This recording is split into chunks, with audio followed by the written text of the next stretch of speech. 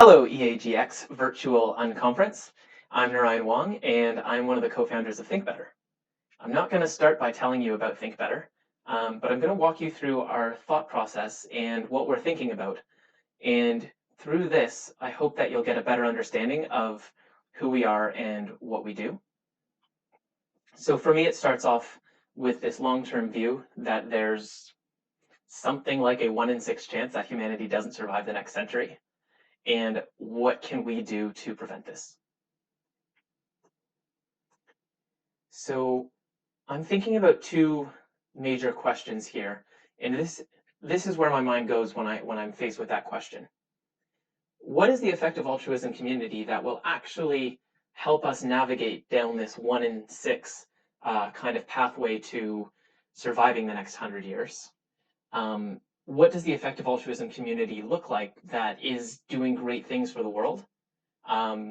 What is the effective altruism community that we want? And the flip side of that is, who am I as an effective altruist or aspiring EA? What are my skills? How do I contribute to this community that is trying to save the world? How do I impact the community, and how is this community impacting me? And with these two questions, I find in myself to be a great deal of dynamic tension that draws me.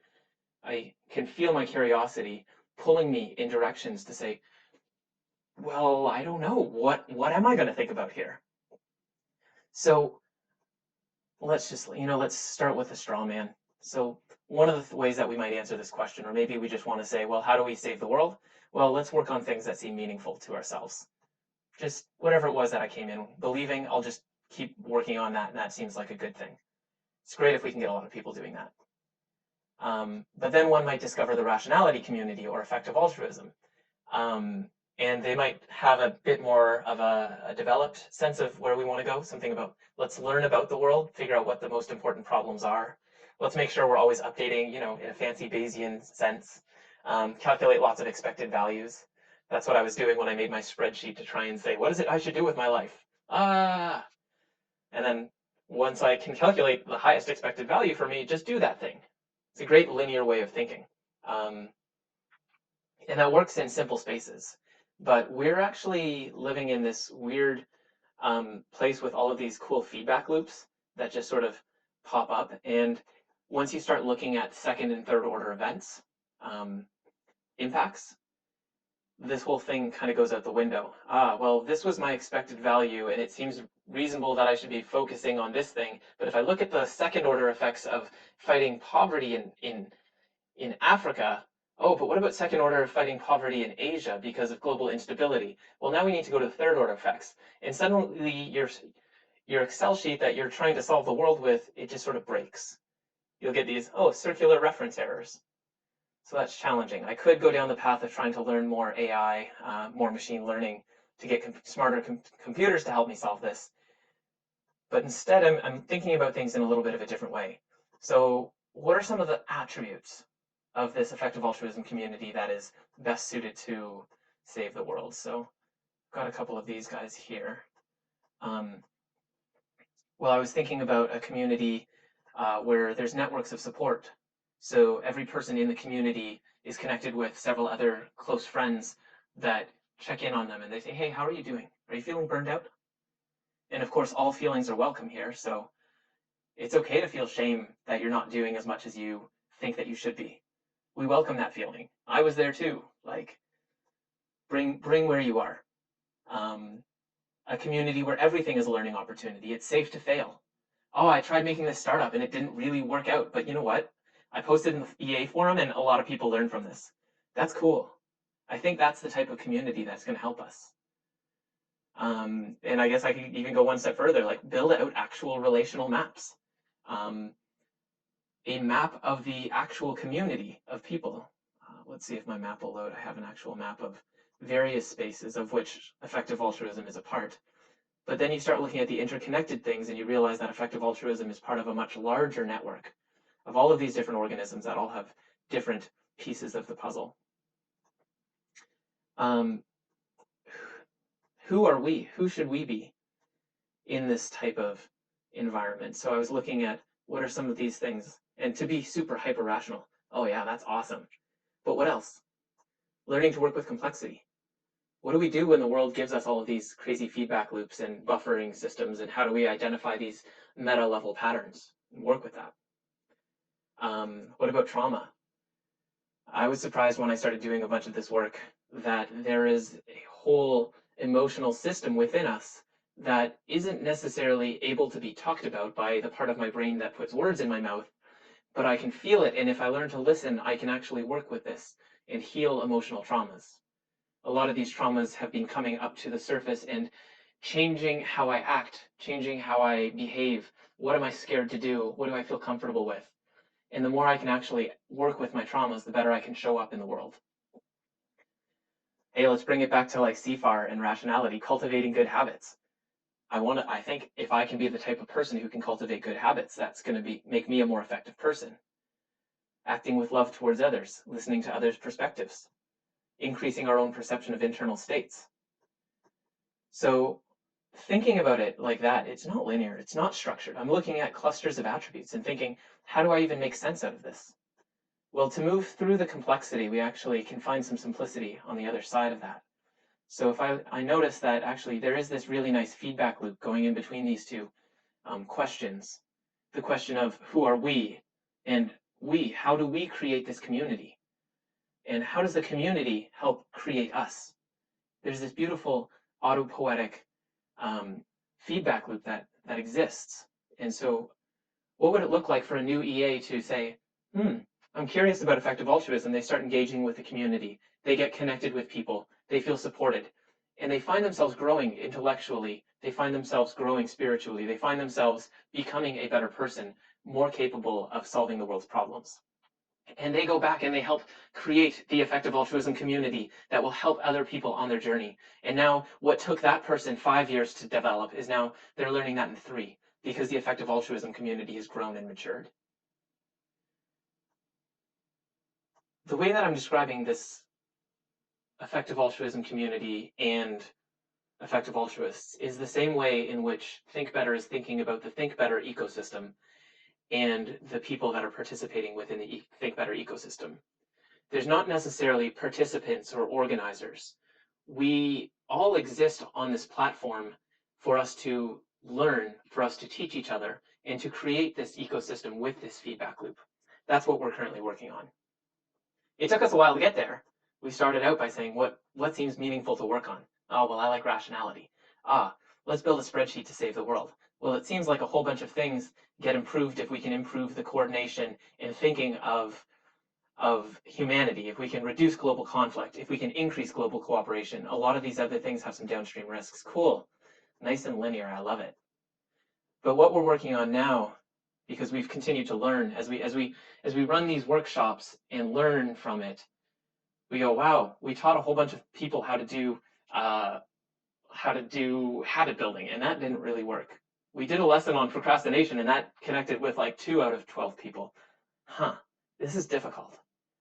But we're learning, and so we began to become self-aware of ourselves as an organization, as the type of organization that was able to learn and to do so very, very quickly. So we said, what type of environment or what type of experiments and prototypes can we run that's going to give us lots of really good feedback for us to somehow jump ourselves ahead in our own learning process? And that's where we created this retreat. I guess we were calling it the Open Learning Retreat. I don't know, we changed names and stuff. But we invited a bunch of people from different communities: effective altruism, stoicism, adult development, meditation, people from monasteries, people looking at decentralized organizations, all of these different puzzle pieces of what does it take for us to be a whole human living within an ecosystem, living within our world. And we brought them here, we put them in an Airbnb for 5 days. And then we said, we are no longer the organizers. We brought you here because we think that you all have something valuable to teach. And we are taking a step back. We're here to learn. We are also participants. And that left this huge amount of tension, this huge amount of open space for anything to happen. And what we noticed was that everybody was able to create this learning environment. Everybody tapped into their curiosity.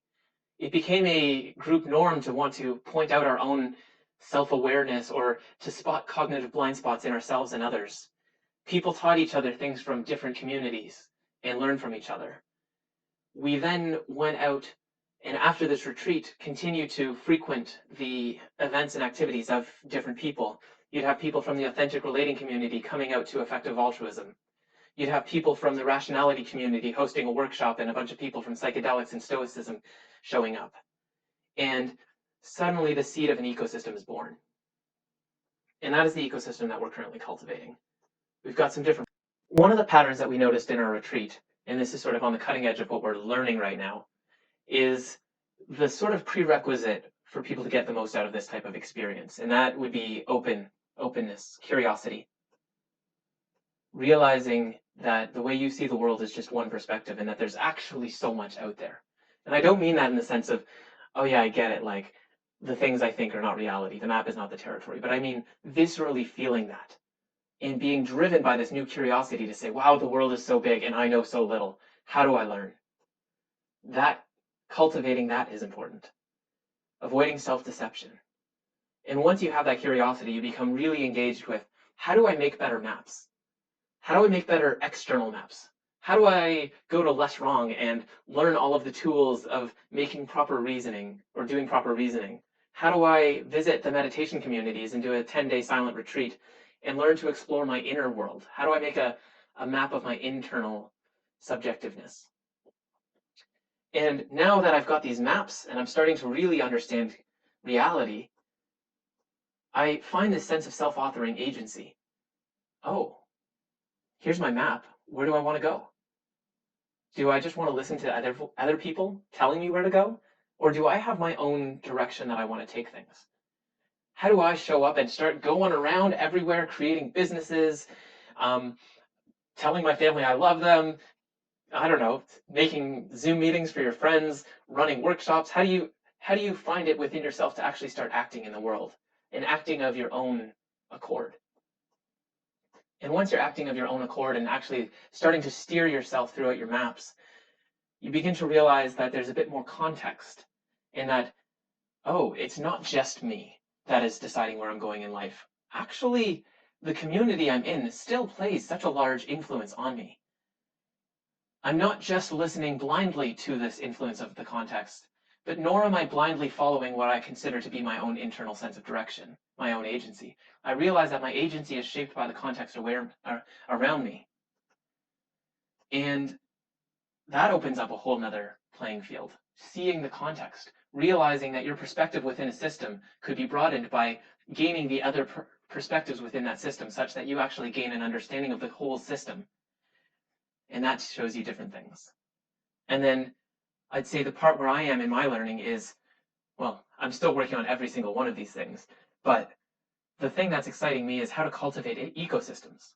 Now that I can see the context, now that I have the ability to make sense of 20 people in a retreat for 5 days and listen to all those perspectives to get a sense of what is this intersubjective reality, I can begin to create intersubjective reality. I can begin to create and design and shift context, realizing that as I shift the context, it comes back and it changes me. It changes those around me, who then go back and change the context. So how do we cultivate ecosystems? How do we see the leverage points within the ecosystems and make these changes here and there? And what's the skill set beyond that? There's so much more. And I don't know where I'm personally going to go next, but right now I'm working with ThinkBetter to cultivate the ecosystem of learning, largely based out of Toronto. But we're hoping to engage a lot more with effective altruism and continue on with some more difficult questions. What role will ThinkBetter play in the co-creation of the effective altruism movement? And what role will ThinkBetter and effective altruism play in the greater story of the flourishing of humanity? The one thing that I would sort of posit and hopefully leave this into questions would be, what becomes possible if the effective altruism community becomes the type of community that creates effective altruists who are not only rational, but also metasystematic, can see context, can co-create the effective altruism movement, and learn to grapple with the complex world, to spot the opportunities for leverage, and to transform the entire global system into the type of world that will walk that 1 in 6 chance that we survive the next 100 years. So thank you, and I look forward to the questions and discussion.